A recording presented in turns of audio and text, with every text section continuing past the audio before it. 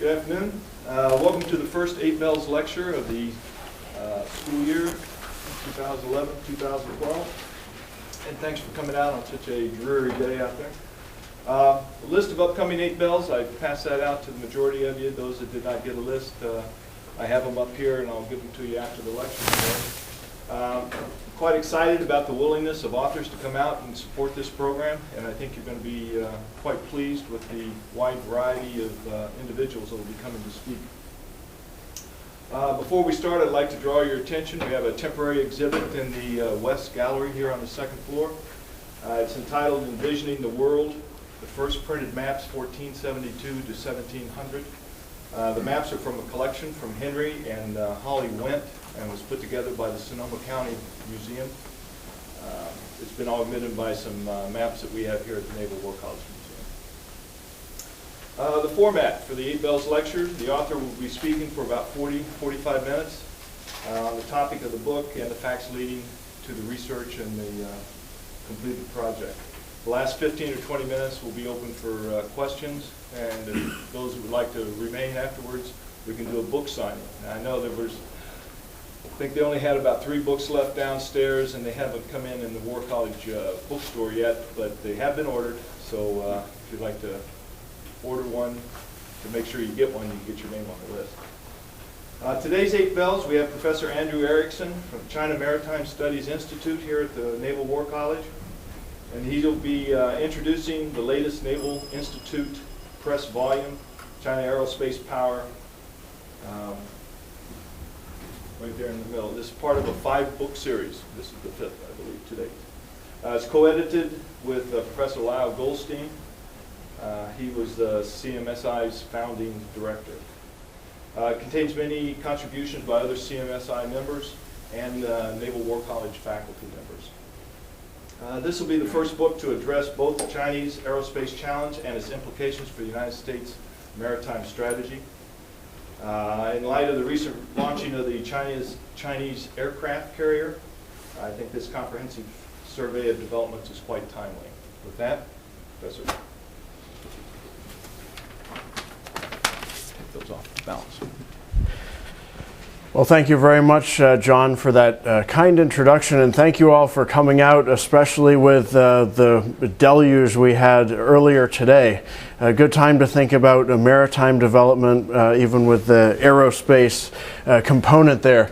I think it should be clear to everyone in this audience here, but the views expressed in this book are solely the author's personal views, not necessarily the policies or estimates of the U.S. Navy or any other element of the U.S. government. And likewise, the views I will express to you today are solely my views.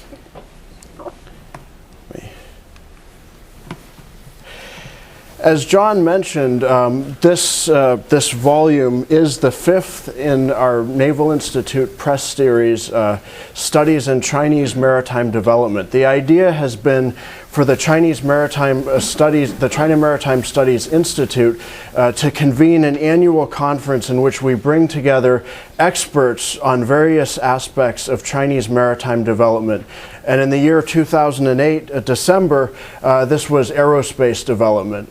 We revised those papers. We subsequently brought in a few more chapters on key areas that we thought were important to an overall understanding of this subject. And this has really been not only a CMSI effort, but also a Naval War College effort. We have many contributors from the Naval War College. I see Tim White, for example, in the audience here. That's really been a great effort, and I think it speaks to the synergy of analytical capabilities that we have here in Newport. Also, as John mentioned, this is really the first major volume focused on linking the important aerospace and maritime aspects of China's military development. You can find a growing number of books, including our CMSI series, on the maritime component, and you can find a certain number on various narrowly focused aerospace, aviation, and spaceflight components. But this is the first major effort, we think, to bring this all together, avoid having key insights and data points fall through the cracks. Let me just give you a sense of the breadth of contributions and topics here.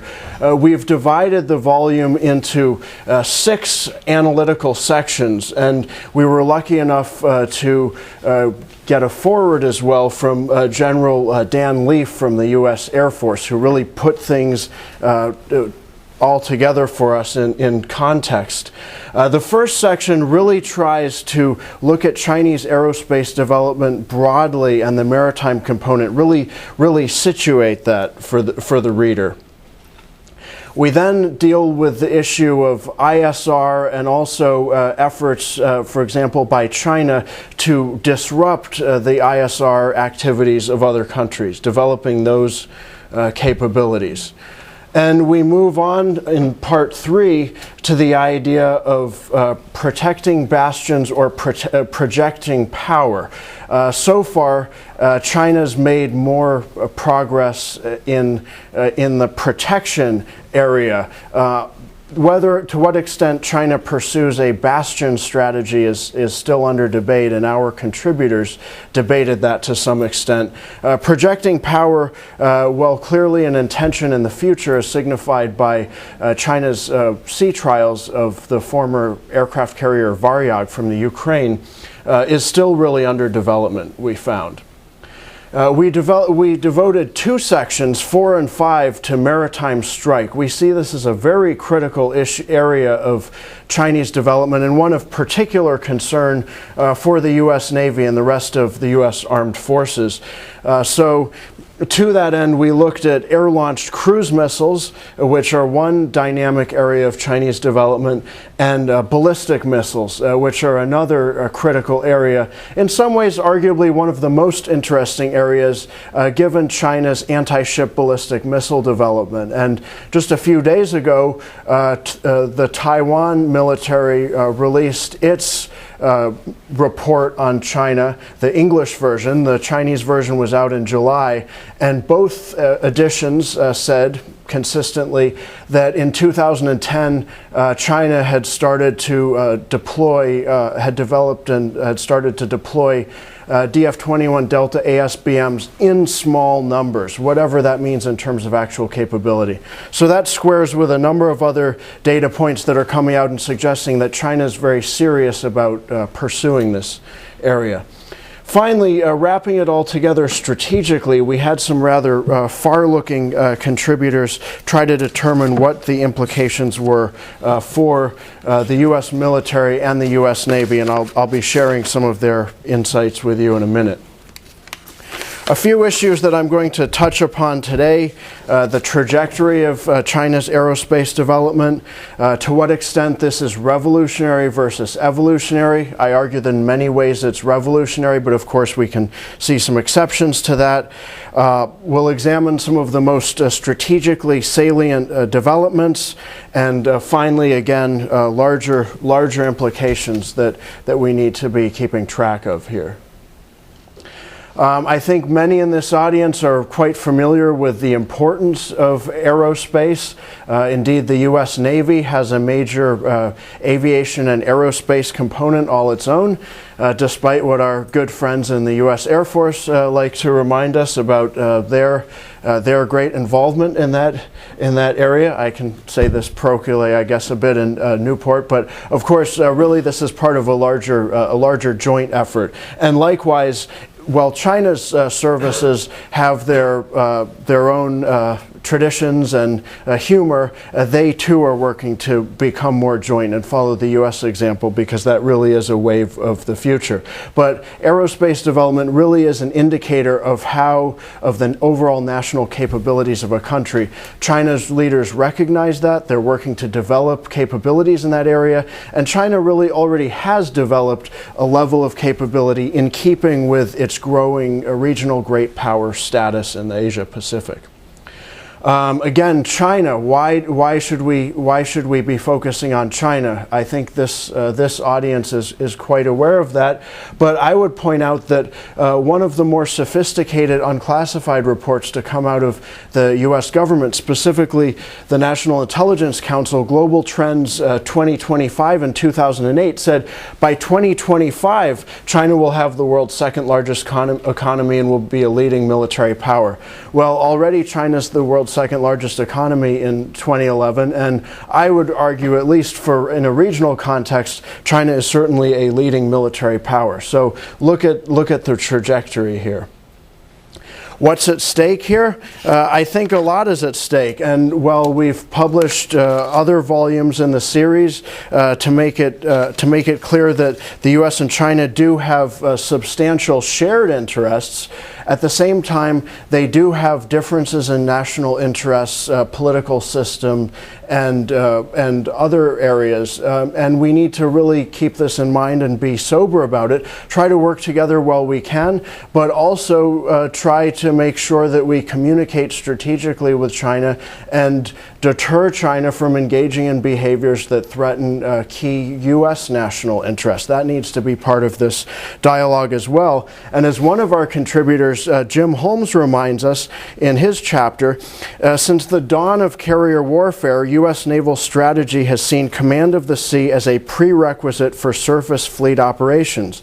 And Holmes, in his chapter, comes to the conclusion that this assumption is increasingly questionable regarding any possible conflict in the East Asian littoral. Of course, we don't want to see such conflict ever occur, but this also matters for strategic signaling and deterrence in peacetime. Those things will determine what happens in the East Asian region and what sort of status quo will prevail there. Well, I jokingly mentioned earlier the increasing, the established jointness of the U.S. military, which is very, very important to us.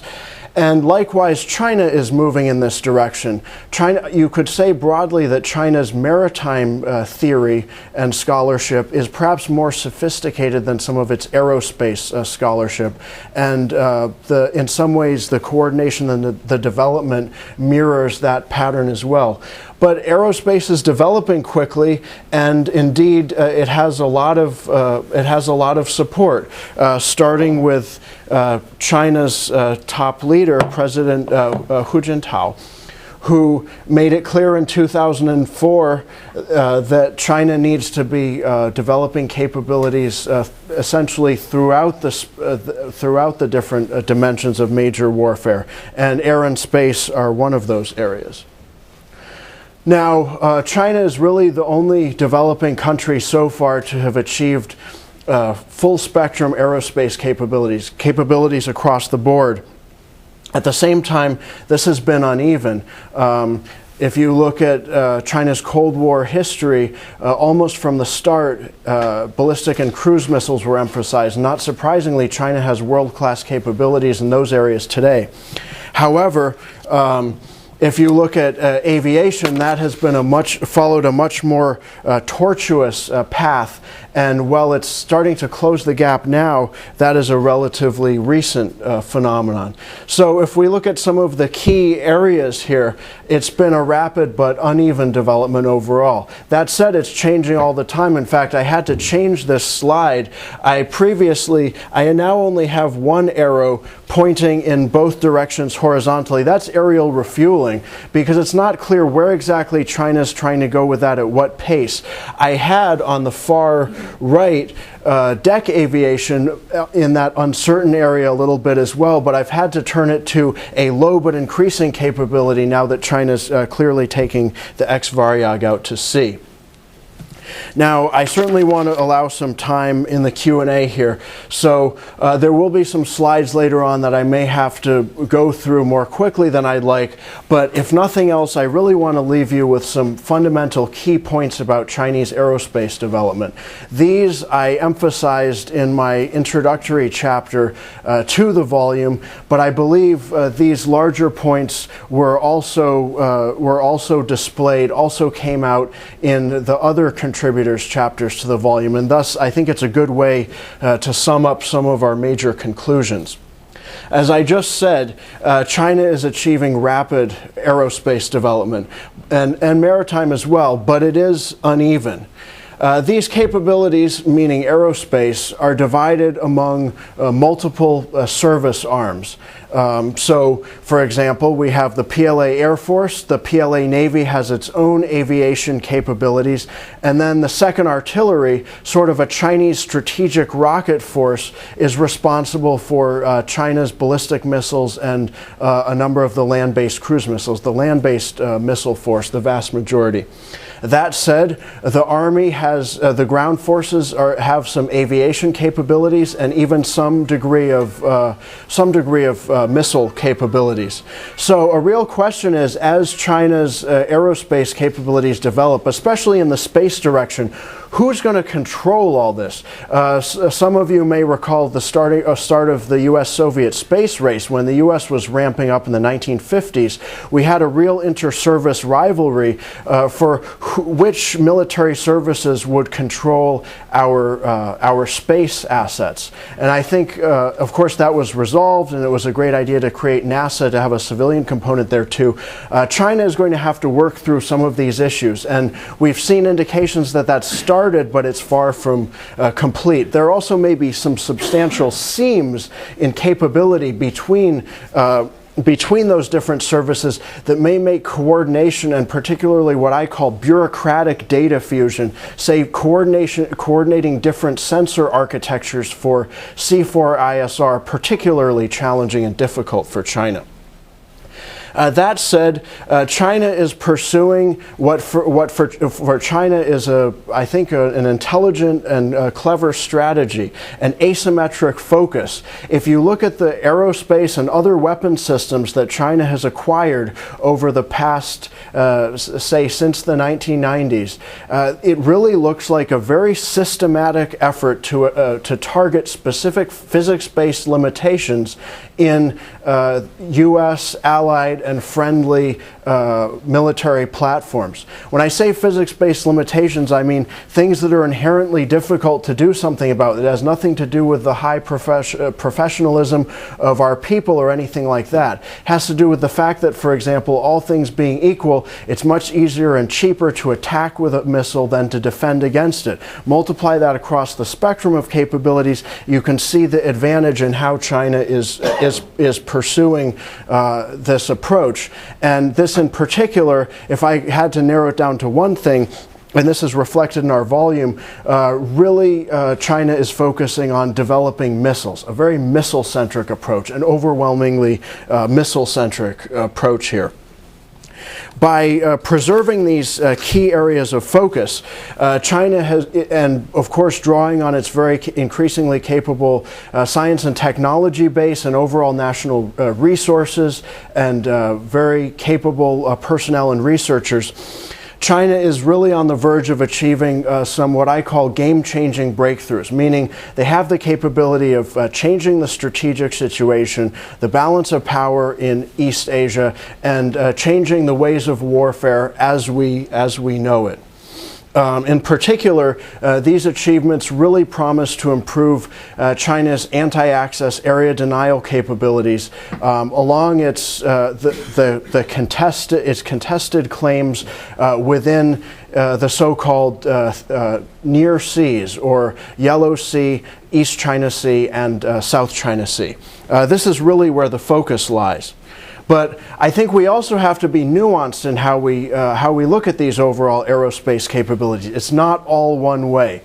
The way I would describe this is we have to look at the PLA Navy and the rest of the PLA capabilities through the lens of distance. Distance matters, geography matters, just as technology matters. So I think both in Chinese and U.S. and other analyses of PLA Navy and other PLA capabilities, including some aerospace capabilities, is conflating scope and intensity. This really should be thought of as an issue of radiating range rings or ripples of capability. You drop a stone into the water, you watch the ripples radiate out, and they decrease in intensity the further out they get. That's exactly how we should conceptualize of Chinese military capabilities. So close to home, a very great degree of focus, a very high level of intensity, an increasing degree of effectiveness. Further away, though, much more difficult to do. In fact, if we look at how China might deal with its relative vulnerabilities, up close in those near seas, along China's contested maritime periphery, China has a lot of alternatives for how it can, for how it wants to compensate for various limitations it still has in certain technologies, in jointness, in C4ISR, that sort of thing. Go a lot further out, however, and China becomes vulnerable. China lacks some of the options to compensate through temporal and space-based deconfliction of various assets, and China's forces become vulnerable to jamming and geolocation, become vulnerable to some of the very asymmetries and physics-based limitations that China is currently exploiting vis-a-vis U.S. allied and friendly platforms closer to its own periphery. So this really is a two-way street, and this leaves us with our biggest question for the future, which our volume could not answer, and I think will be a key area of research going forward. Namely, to what extent will China make a serious effort not only to deploy capabilities beyond the near seas into the far seas, further away, but actually develop the capabilities truly needed to have a credible ability to engage in high-intensity combat operations in those far seas, much further away. China is not there yet, but certainly that is not being ruled out in the future. It's just a question of prioritization and focus for them. So a graphic that shows from the 2011 Department of Defense report on China's military capabilities, a graphic that shows a little bit about what I'm talking about, these radiating range rings, overlapping circles, in this case of missiles, primarily various types of missiles, land-based and based on some other types of platforms. This gives us a visual, but it's within these three seas, Yellow, East China Sea, South China Sea, that China's real focus is. Now, of course, there is some spillover to the actual approaches to these seas beyond the so-called first island chain, but what we don't see is China doing what it even could do now to really ramp up these intense, high-intensity combat operations capabilities much further out here. That may be possible in the future. China may be sowing some of the seeds for that, but that is not a reality yet. So why do I say this is a revolution? I'm using a somewhat ambitious term, but I think China's efforts are already having a major effect. And I want to use these writings by the noted defense scholars and experts Andrew Krepanevich and Elliot Cohen to make the case to you that top experts in the field believe that it's possible to have a revolutionary change in military capabilities without being a full superpower able to contest symmetrically with U.S. forces. I think that's the key point I'm trying to make here. And I think indeed China really is on the cusp of an aerospace revolution with maritime implications. It is meeting some of Krepanevich's and Cohen's criteria to, in effect, change the nature of combat, change the ways of war in some critical areas.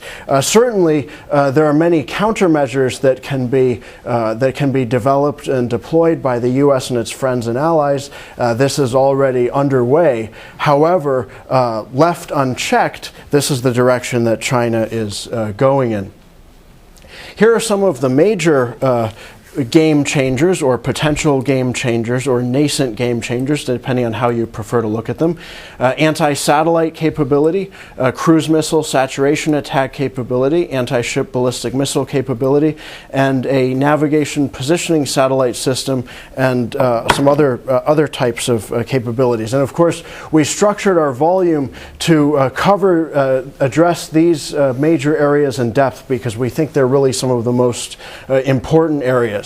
What we couldn't answer conclusively was the extent to which China, the PLA, and China more broadly will master some of the organizational challenges to use these as effectively, or have the potential to use these as effectively as it could. As in so many other areas of Chinese maritime and aerospace and military development, the hardware is developing very quickly. The software that's supporting that is much more unclear in terms of how well that works. Our contributors took a stab at that, but that's really something that will require ongoing research. In terms of space capabilities, leveraging space to have an impact on maritime operations and maritime conflict, certainly China is already developing a variety of military satellite applications, and our contributor Kevin Pulpeter emphasizes in his chapter that Chinese writings reveal an ambitious plan to fully integrate space into Chinese warfighting. And according to these writings, this approach is seen as having the capability to hold an adversary's economy hostage and undermine an opponent's will. Obviously, a lot of this feeds on worst-case scenarios, but as we all know, that can have a deterrent effect in and of itself in the course of peacetime.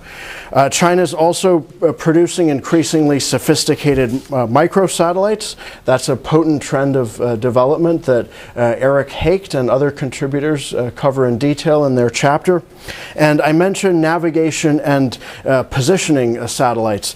In effect, China is developing its own GPS system, and it's moving very quickly. This year, China will likely have some amount of robust regional navigation and communications coverage, and by 2015 to 2020, the coverage will be global. This really will be a GPS system of sorts with Chinese characteristics, and really not many countries are able to do that. This is a sign that China is right at the top tier of great powers there. But as I said before, missiles are really a focus, and so I'll take a little time on that. As several Department of Defense reports have emphasized using various wording, China has the most active land-based ballistic and cruise missile program in the world, and the largest deployed conventional ballistic missile force of any nation. That's a big deal. The U.S. and Russia, arguably, well, in the case of Russia, arguably, the most capable missile powers in various respects, got themselves sort of voluntarily restrained themselves from the development and the deployment of land-based cruise and ballistic missiles with ranges of 500 to 5,500 kilometers. This is precisely the area where China has achieved some of its greatest progress and has the most formidable capabilities in the world. So it's interesting to note that. This is just, again, range rings, radiating range rings of capability in terms of medium and intercontinental range ballistic missiles. Cruise missiles, too, are important. Shorter range, but a variety of deployment capabilities and some important operational aspects. According to Kevin Lanzett and David Chen, two of our contributors, China already has 570 strike aircraft armed with anti-ship cruise missiles capable of operating 1,200 kilometers or more from China's coast. In my own chapter with Jing Dongyuan, we find that China, while it's relied a lot on Russian technology in the past for developing potent anti-ship cruise missiles and other cruise missiles, really doesn't need that now. It's developing its own, as in so many other aerospace areas. And Michael Chase, another one of our contributors, looks specifically at land attack cruise missiles. And he says development in that area could allow Beijing to at least partially address the asymmetry in conventional strategic warfare capabilities that currently prevents the PLA from retaliating in kind if the U.S. launches conventional attacks against targets in the Chinese mainland. So there are major impacts to these various various Chinese achievements. Turning back to ballistic missiles for a minute, I want to share with you some of the highlights from that section of the book, the maritime strike applications of Chinese development in this area. Ron Christman, in his chapter, emphasizes that the conventional component of China's second artillery is 7 times larger than the nuclear component in terms of numbers of missiles. So we really need to keep a close eye on where China's going in the conventional direction, and that's where a lot of the maritime strike capabilities are focused. In my chapter with David Yang, we emphasized that actually China has a fairly long and developed history of looking at land-based missiles as a means of having an impact on maritime conflicts.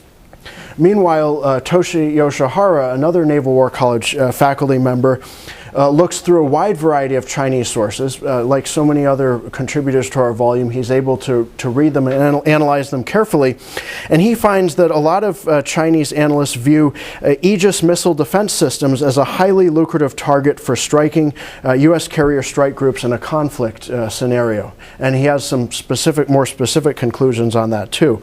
Finally, Paul Giara, whom I know some of you know, really looks at the big picture and tries to think, tries to reason out, where is this taking us? Where is this taking us in terms of a potential challenge from China?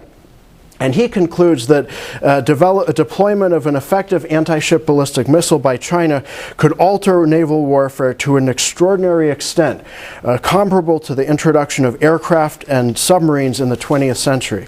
When someone like Paul Giara says that, I think we need to think carefully about it and think, what could that mean in practice? Now, of course, I don't have to tell this audience just how important aircraft carrier operations have been to U.S. power and influence over the years. This is clearly one reason why it's seen as such a lucrative target by Chinese analysts. I think many of you are familiar with how an anti-ship ballistic missile would work in practice with terminal homing capabilities. This is a graphic that showed up in a Department of Defense report, but I've traced it back to the original Chinese technical article, and there are many of these articles. It's really hard to keep up with them. Just a quick cartoon on Chinese Central Television 7, the military channel, cartoon version of how ASBM works. A sailor is worried about the approach of anti-ship cruise missiles, but the Aegis system is able to deal with those in this stylized interpretation. He therefore develops a blasé attitude toward an anti-ship ballistic missile with disastrous consequences. When footage like this is showing up unexplained on China's official military channel, we have to ask ourselves, what sort of messages might China be sending here? It's at least worth thinking about.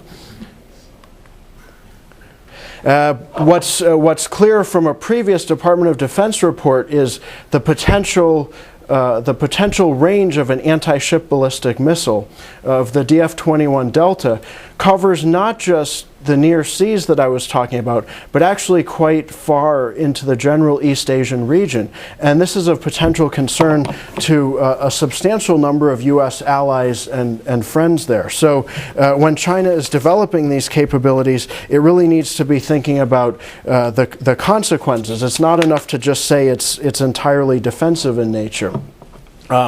The second artillery, as I mentioned before, is the force that is controlling perhaps already Chinese anti-ship ballistic missiles. And in authoritative doctrinal documents of the second artillery, such as the PLA-approved Science of Second Artillery campaigns completed in 2003, published in 2004, there's already a very specific section, I think page 401, 402, I've been over it so many times, that's talking in great detail about how to use anti-ship ballistic missiles to threaten and target aircraft carriers. We see a lot of technical writings, and these aren't just some sort of wishy-washy fanboy articles. This is real stuff. This is research by specialists at the 2nd Artillery Engineering College and co-authored by the naval representative, a PLA Navy representative in Chengdu. So when the 2nd Artillery and the PLA Navy start working together on this, that's probably a sign that things are getting more serious and we really need to pay attention to what's going on.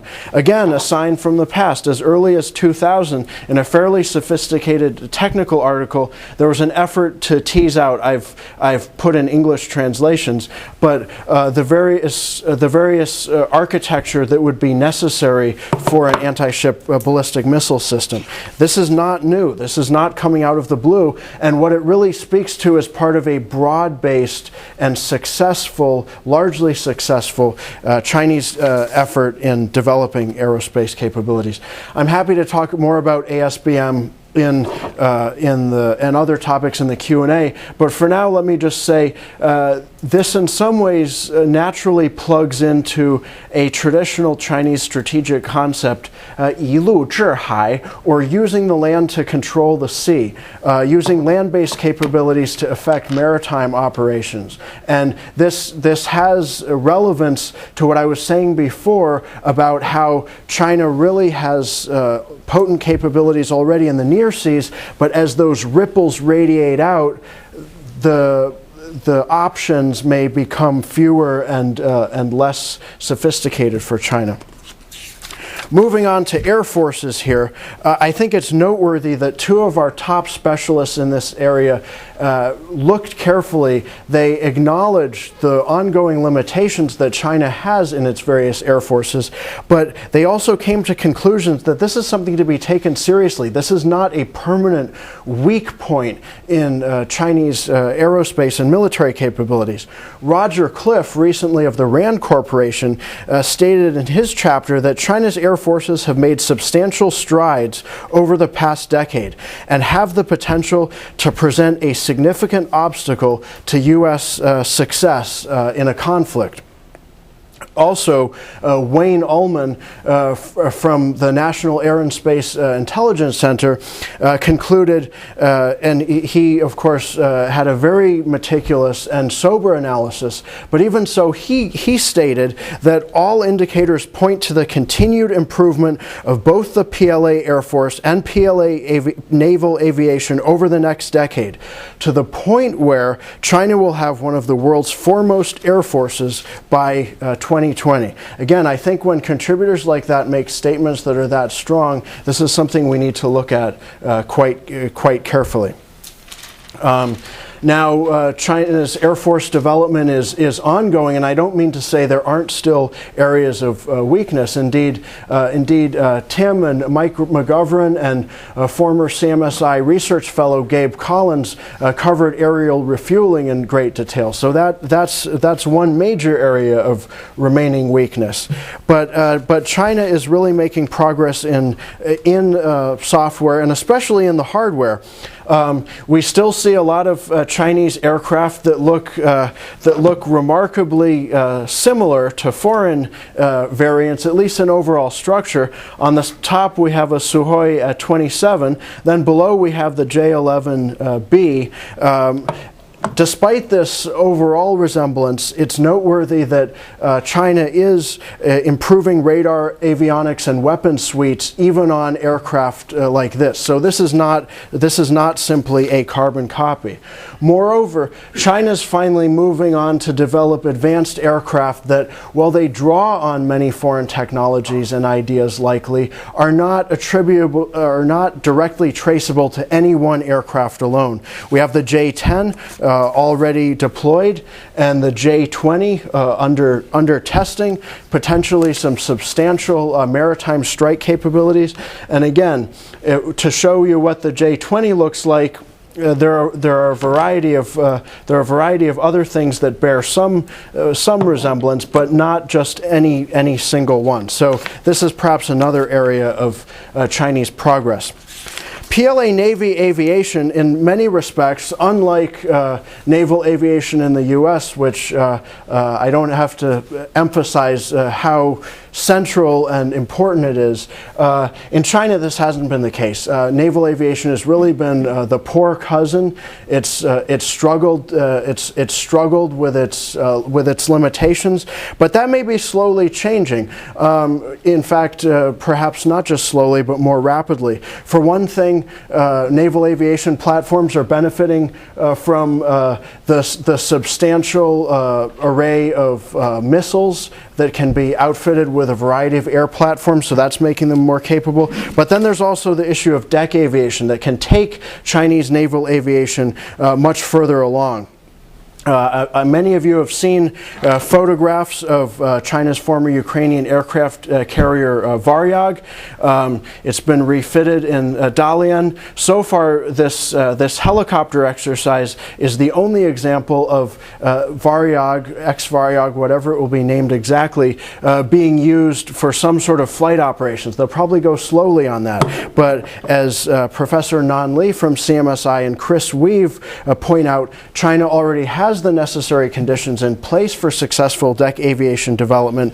And Dan Kosteka points out in his chapter that between now and 2020, China's deck aviation development, including amphibs, is going to combine likely to give the PLA Navy a robust capacity for the conduct of expeditionary and force projection operations in East Asia. So watch this space. And China's developing the requisite training facilities, its first carrier-capable aircraft, the J-15.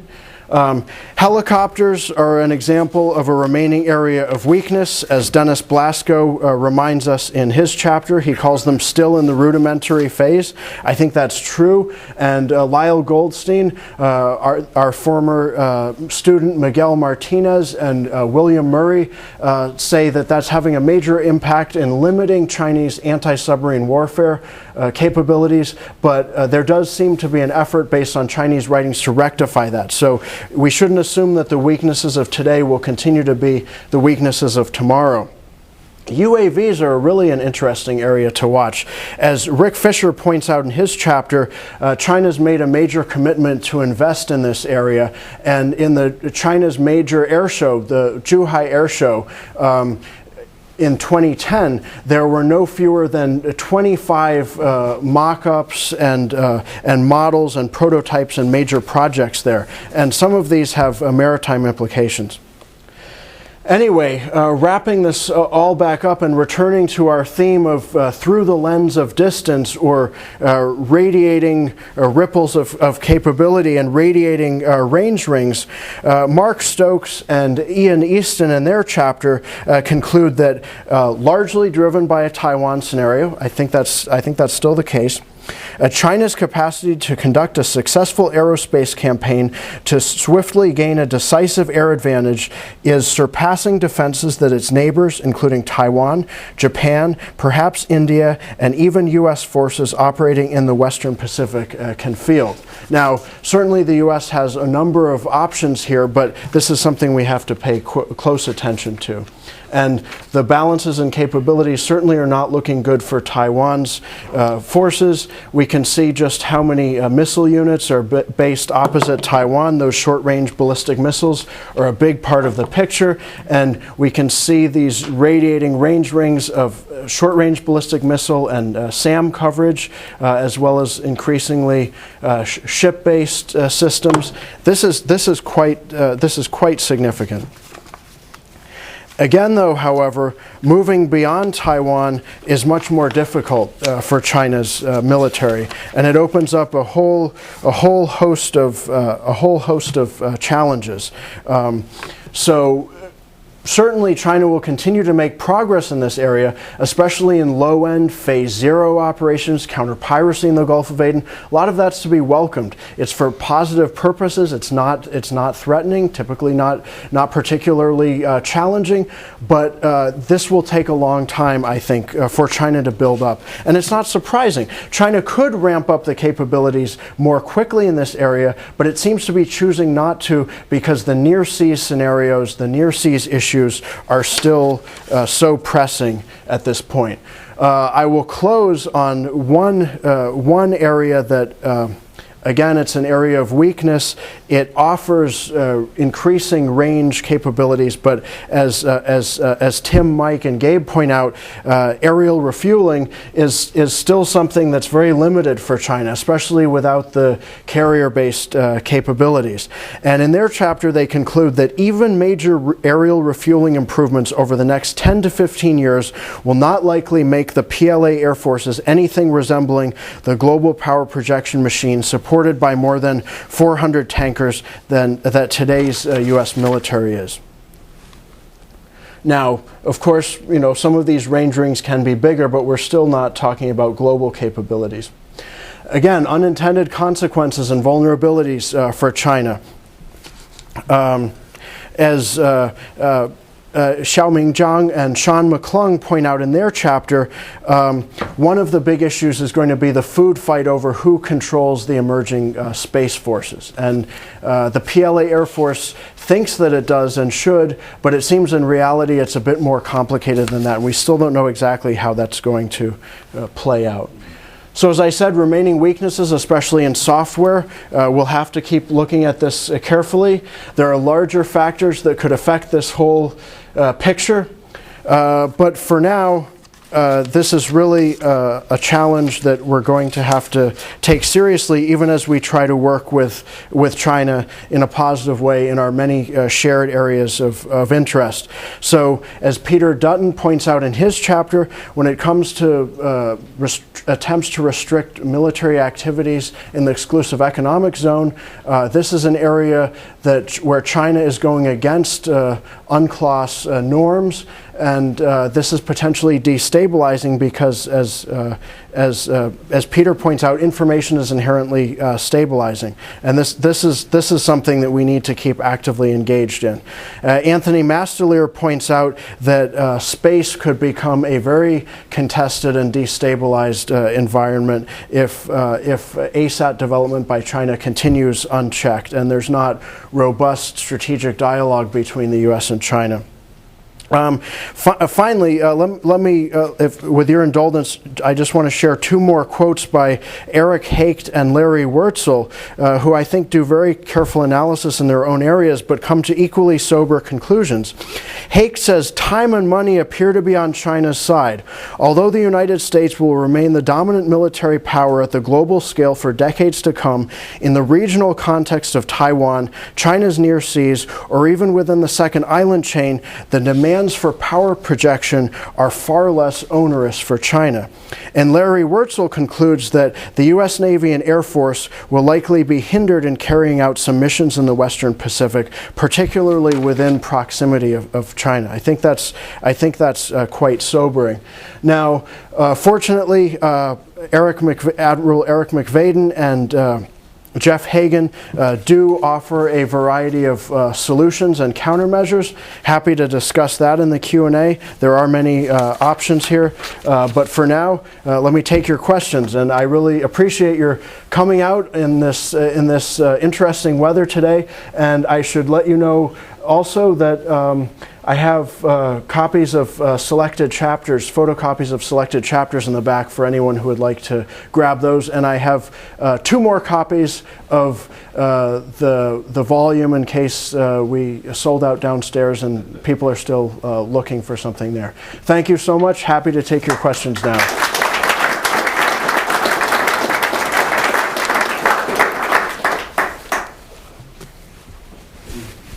Sir. Thank you, Andrew. Any reaction in Chinese press to your book? That's an interesting question. So many of our articles are translated into Chinese and are widely discussed. I haven't seen a lot of discussion yet of the book, but I expect over time that will be the case. And I'll certainly let you know what do you think they'll say?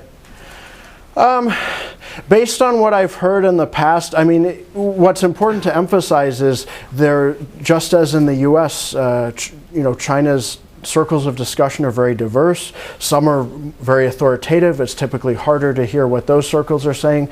Some are less authoritative.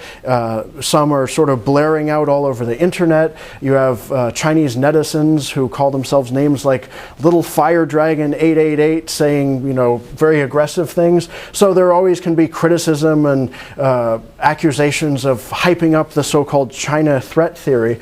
But what I've found in my interactions with a lot of Chinese experts when discussing our research is, of course, they have different national interests. They're patriotic about it, but they've often said, yeah, a lot of your conclusions are fairly balanced and nuanced, and we think you're engaging in a good level of research. So I hope that's what they'll say in this case. I'm optimistic that they would think that. Thank you. Please. I saw you trying to beat somebody to parade arrest on wire.com when they said that it's too expensive and too difficult to have a defense in space. So why don't we just forego it based on the budgetary constraints? Could you articulate what you told them? Oh, absolutely. This was a little bit complicated because I had an interview on AOL defense, and then the journalist was the expert was writing a follow-up to that interview, and since I hadn't had time to lay out my ideas in complete detail, some of my statements were misextrapolated a little bit there. What I was trying to say was, I think with these growing capabilities and potential challenges that we're seeing here, the U.S. and its allies and friends have to think about new and smarter ways to make sure that our platforms can continue to do what they do and be where they need to be without facing undue harm or operational restriction. And to that end, we need to think carefully about what sort of asymmetric threats and physics-based threats we're facing. So I called for what I call reclaiming the right end of physics. I think we have to be asking ourselves, certain operational approaches, certain platforms, in a given context, does that put us on the wrong end of physics or the right end of physics? That's a simplistic way of looking at it, but we need to be thinking in some of those terms. And I emphasize that space does have some limitations in this regard because it's an offense-dominant environment. There's no terrain to dig into. There's not a lot of stuff to hide behind. Yes, you can harden, you can maneuver. A lot of that stuff is pretty difficult to do, though. So my argument was space should not be seen as a panacea, and given the cost to engage in a lot of operations in space, we have to be particularly careful in developing future capabilities not to, increase our space exposure too much. However, my point was not in any way that we should decrease it at all, because it's currently and for the foreseeable future will be indispensable for a wide variety of ISR and other capabilities. So I posted something on my website, andrewerickson.com, to clarify that, and that got taken up by a variety of other entities in the blogosphere, and I think that's what you're referring to. Thank you. Obviously you didn't focus on that because you're on more of a maritime theme, but I was curious about your thoughts or impressions of what Chinese military thought is on anti-satellite warfare, especially when there's concerns that if it's used too much, or at least tested too much, that it could have a cascade effect in space junk and none of us could use space anymore? Well, that's a really important question. Let me address that in two parts. First of all, when we talk about space debris, that's a real concern. And as Anthony Mastelier points out in his chapter, he describes at one point that the stack of travel receipts that have stacked up in the U.S. government based on efforts to go to China to get an answer out of China as to the intentions behind their January 11, 2007 anti-satellite test. The single greatest human source of space debris in history.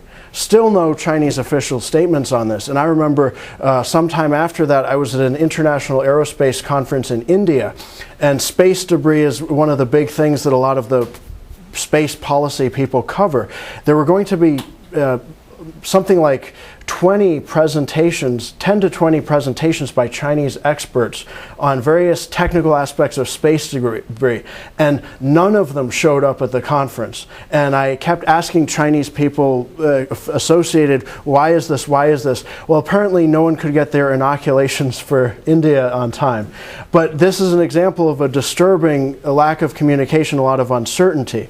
What other more official Chinese spokespeople will emphasize is that China wants a peaceful environment in outer space, but there's not a willingness to go into the details so much as to what that means. There's not a willingness so much to address the nuance, the fact that China says it's against weaponizing space, but it's already developing very robust ground-based missile and laser capabilities to target and destroy a lot of assets in space, and ASAT is a perfect example of that. I think if we can look, as Kevin Polpeter examined some of the more demonstrably authoritative Chinese writings on this, he found that some of the major Chinese proponents felt that there could be a nuanced way to influence things in space. There's a particular differentiation between hardkill and softkill. In other words, taking out versus temporarily disabling. And some of the Chinese experts including retired PLA people, seem to think that there could be a way to temporarily disable things that would enable China to achieve certain objectives in a worst case scenario without escalating the situation. But I'm worried about this. I see with the second artillery and a lot of the space writings in general, there seems to be an exaggerated notion prevalent in a lot of the Chinese writings that China can somehow finally calibrate and control the escalation of a conflict, and it's always in China's control and there's no risk of communication and escalation. I think it's partly because the second artillery and the rest of China's military never had their sobering Cuban Missile Crisis moment, but I'm not sure. So you've raised an excellent point, and this is something that was covered a lot in the book, but really we need to keep researching and keep discussing with China. In the front, please. You said you touched on some of the solutions in kind of the previous question with respect to the physics-based side of looking at things. With what you discussed about those technological advances and what you see as our run ahead, U.S. joint across the services specific to air power, do you think, what's your assessment? Are we going down the right road? Have we exploited some of their gaps, or are they on the other side recognizing it and looking to fill them as quickly with some of their systems? Well, I think I spend most of my time reading Chinese sources and studying China, so I'm not in a good position to comment on what the U.S. is actually doing. In fact, I follow what the U.S. is doing by reading Chinese writings, so because it's all there, or most of it's probably there. My sense is that, yes, the U.S. is definitely moving in the right direction and doing a lot of good things already. And part of the reason we've been in a bind here with these physics-based limitations is what we're trying to achieve with our military, what China's trying to achieve with its military are very different things, especially because of the geographic difference. We're global, operating in all the commons. China is very regionally focused and will remain so for the foreseeable future, for the vast majority of their high-end capabilities. So that explains how we got to where we are. It's not a question of sort of pinning blame or something like that. That said, in the book there are some ideas of how to deal with this. Admiral McVaden suggested that there are various innovative preparations that can be done. For example, he in particular advocated carrier-based unmanned combat air systems, UCAS. He thinks that would reduce the risk to a carrier strike group or other units from anti-ship ballistic missiles and threats of that nature. Then Jeff Hagan has I think a very well-structured chapter with a variety of very, very specific points which he develops concisely. He suggests, I think the sort of summary would be, increasing the number of air bases and their hardness, solidifying regional basing arrangements, improving long-range strike capability, increasing operational coordination between the Air Force and Navy, continuing modernization of the fighter force, and to the greatest extent possible, encouraging Taiwan and other partners to pursue defensive systems that are more survivable and effective against attack. Now, some of that's very expensive, some of that's politically complex, but there are a range of things that can definitely be done and can be done more of within the budget parameters under which and political restrictions under which we're likely to be operating. So I know good work's already been done there, but I hope that our volume sort of renews people's resolve to keep heading down those roads, because this is sort of like gravity. These increasing Chinese capabilities are not something we can wish away. We're just going to have to figure out how best we can deal with them. Please. In reference to the DF-21 Delta, do you think at some point you would see maybe an ocean-based test? I know there's been some rumors on some land-based testing, things of that nature. I think ultimately China certainly would want to conduct a fully integrated oversea test against a non-cooperative target. But I think China may take its time in getting there. I think fundamentally China would tend to have a sense of caution in this area, because if such a test were attempted but failed conspicuously, China could end up with the onus of having sort of rattled the region without the bonus of a strong, sort of ruin some of the deterrent capability that it was seen as building up in this process.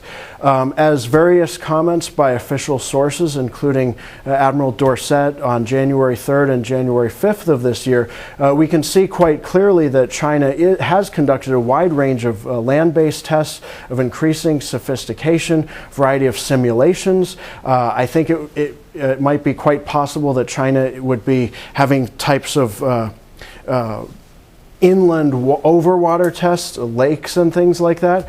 There may eventually be a test against a cooperative target, perhaps a defunct space event support ship or other ship outfitted with various types of reflectors that could be easy to spot or could even direct the missile onto it, so to speak.